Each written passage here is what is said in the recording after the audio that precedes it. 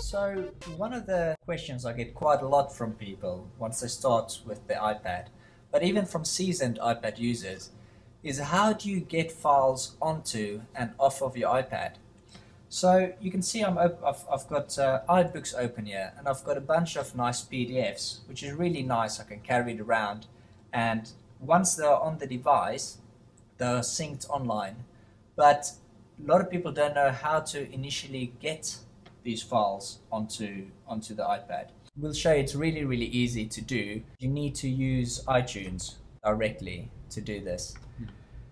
All you need to do once you've got iTunes up and running is you need to click on your device and make sure it's plugged in. Very important. Make sure it is plugged in. Also, you can set it up so it goes over Wi-Fi, but it's just so much faster if you have the cable. So one of the things is you need to make sure that it is on the Apps tab at the top, and you'll see at the bottom that there's an area called File Sharing. I've seen many people get this far but never realize that they can scroll down. So once you scroll down, you see the apps on the left side, and on the right side the documents. And the other thing you notice here is that all your apps are organized by alphabetical order.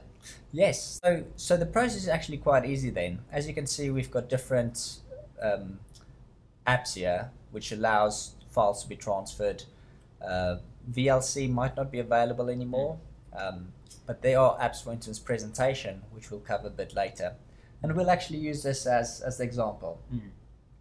So the easiest, as you can see, they already have an example PowerPoint file on there. But let's say you wanted to do a presentation and you don't want to email the file to yourself. You just want to drag it from your computer onto your iPad.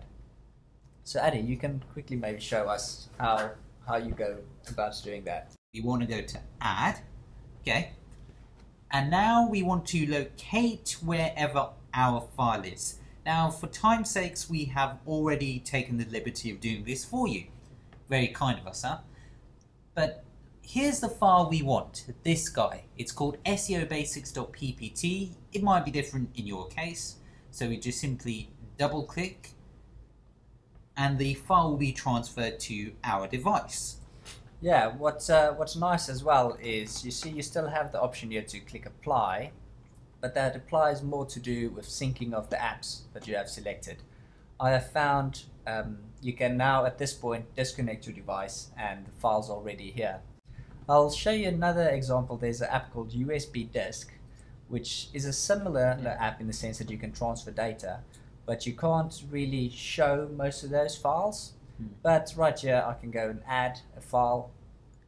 PDF Comrade is one of my favorites from the past, where you could just click and add a file. But to show you, you could also, if you knew where the file was inside your Finder, whether it's on your or on the Explorer if you're on the PC, you can just take the specific file and drag it into there, give it a second, and that is synced.